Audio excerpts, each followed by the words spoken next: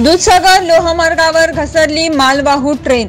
लोंढा मस्को लोहमार्गावरील दूधसागर ते सोनावणीच्या मध्ये असणाऱ्या 15 नंबर बोगद्याजवळ वास्को येथून तोरंगळ हॉस्पिटल येथील जिंदाल कंपनीला कोळसा घेऊन जाणारी मालवाहू ट्रेन सदर ट्रेनचे डब्बे येथील लोहमार्गावर घसरल्याने या मार्गावरील सर्व रेल्वे वाहतूक ठप्प झाली आहे। तर वास्को येथून तोरंगळच्या दिशेने निघालेली मालवाहू ट्रेन शुक्रवार सकाळी 9:15च्या दरम्यान घसरल्याने एक मालवाहू डब्बा पडला असून व इतर 16 डब्बे लोहमार्गावरून घसरले असून लोहमार्ग ही मोडला आहे। त्यामुळे या मार्गावरून धावणारी गोवा तिरुपती ही ट्रेन रद्द करण्यात आली असून सायंकाळी जाणारी गोवा एक्सप्रेस ही अन्य ठिकाणाहून वळवणार असल्याचे प्राथमिक माहिती सांगण्यात आले आहे।